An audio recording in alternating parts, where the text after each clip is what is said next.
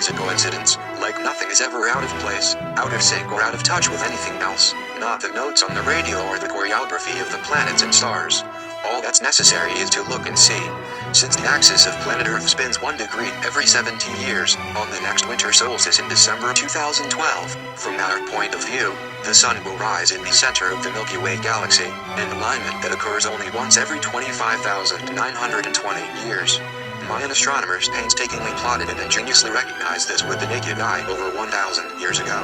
They recognized this approximately 26,000-year cycle as the cosmic equivalent of their 260-date Solcan calendar of 13 20-day periods, the approximate time of human gestation, and the cycle used for the cultivation of maize. So they said this event will mark the passing of the world we live in now and the birth of a new world, based on a fundamental shift in our consciousness.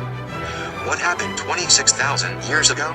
was that not when man began talking, telling stories and myths, and painting on the walls of caves. What's happening now at the end of this period of cosmic gestation? Is this not when we all began instantly communicating with each other across continents and oceans? Are we not more conscious of each other now than we ever believed possible before? Are we not seeing for ourselves that we are all much more similar than different, and almost all would like to live in peace with freedom and justice as its guarantee? Have we not been overthrowing scores of dictators and trying to drive corruption and inequality out of our systems? Are we not seeing these forces desperately push back like it's their last stand or decisive action? Are we not seeing the vast destruction of unique environments, habitats and species all over the world? Are we not watching the polar ice caps melt and the ice on Greenland suddenly disappear? Have we not witnessed earthquakes and tsunamis that have claimed hundreds of thousands of lives, and the spread of war and repression that's taken millions more? Are we not becoming aware that we must make peace with nature and peace with each other? Are there not more faculties of our minds and properties of the universe waiting to be discovered and change the way we live entirely? Our brains cannot very well keep track of the different sources by which thoughts enter our heads and how they relate to and influence other thoughts when it comes to putting it all together. Does an individual's brain really understand the difference between a thought conjured on its own accord and what's being communicated to it on our backlit screens and our printed pages, from the random and uncertain sources of others' conscious ideas? 2012 feels like the center of the whirlpool of time everything is spiraling into. As I write about this experience that can only be studied secondhand, save for a few generations every 26,000 years, I wonder if this writing, or anything for that matter, will escape the pull of this center of gravity, this whirlpool of time, this black hole of existence. I'm hesitant to write because I feel like it might all unravel from here. As we approach this moment of galactic synchronization, as conscious of each other as we are now, it is as though the curtain is being raised faster and faster, for all of us to see and for all of us to be seen, and we can see how we've all been hating and acting treacherously against each other, aiming for catastrophe. So we must all determine and believe that we will all live and exist for each other, that we will protect our own freedom and security not by denying it to anyone but by all protecting it for everyone, even more diligently and brilliantly than we worked to walk and breathe on the moon.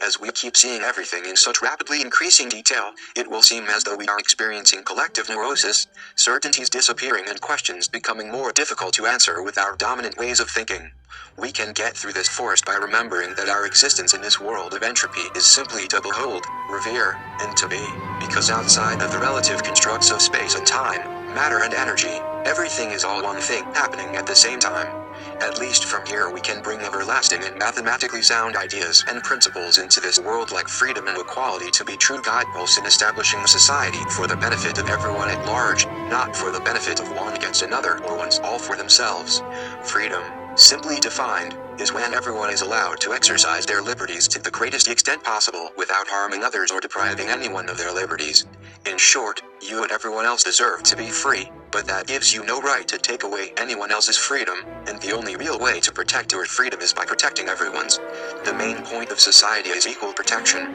to be here for each other and to all help each other survive, not against each other, but to help each other survive all the threats to society and its individual members. All manner of things can follow from here, but without this basic compact, little more than destruction and exploitation ever will. It's fascinating how we live in highly cultivated civilizations and diverse societies, and in our museums, where we put the finitude of our knowledge on public display, there are figures of ancient shamans encased behind glass, dressed as various combinations of animals, communicating with the universe and with nature through rituals and sacred wisdom, and we try to show all we know of these people, when actually it was them and their kind around the world who knew all about us and could view our activities and the costumes we wear as though we are the ones behind glass in public museums. We are each the new and the old, the modern and the ancient, the free and the oppressed and the oppressors, the innocent victims of revenge and the ones wielding it. We all have the blood of our saviors and martyrs on our heads, but we are all washed in this blood, so it matters not. The end of revenge is when people are so indignant with the injustice and aggression against them that they would never want another to suffer the same way. Revenge is the most base way of communicating how hurt we are by another's actions, and the most savage way of trying to amend our wounds, and it always causes more harm than good. We are all hurting, and if all the scores were suddenly even, we would find that we all actually love each other, and it's the forsaking of this love that hurts the most. Do not expect to be forgiven if you will not forgive.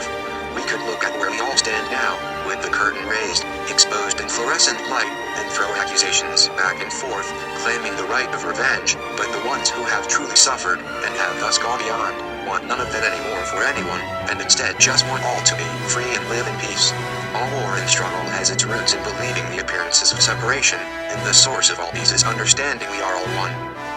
While journeying through space and time, it is helpful and convenient to use names, identify qualities, count quantities, record measurements, and speak of the future, the past and the present, but never really believe this dismemberment is absolute. To believe in separation is to be yoked with insatiable greed and constant fear, to seek more and more for yourself even at the expense of others who are never really others to begin with. Know and understand that we are all one, and you understand that everything is always yours, always has been and always will be, and all human beings, not only some, our dear family who we should help and look out for carefully. Fairness would then be like physics, and physicists like artists or shamans, revealing that all should only take from another what we would willingly give of ourselves. Anyone in possession of this true knowledge would rather go hungry than force hunger on another, for you know in the end your sacrifice means you will share that bread with everyone who eats because of you. So if you have suddenly found yourself here in this time zone or another, and everything seems to be coming apart, and there seems to be a shortage of nearly everything, like there's some blockage somewhere that could be long gone if only someone was wise to it, that blockage might be yours to remove, and that gunk obstructing all of this from flowing freely is everything you see which causes you to believe we were ever really apart, something separate, completely. We've never really been apart and no coming undone is final. All knowledge is accessible, so learn anything about anything from anything, because in everything there can always be found a metaphor for everything. Let everything be its own meditation, then once you've got it all figured out, who exactly we all are and what this is all about, you know you are where everyone is going or trying to be, and the best you can do is help them arrive safely, sheltered from the violence and hate of fear and greed, yours, their own, or from any others.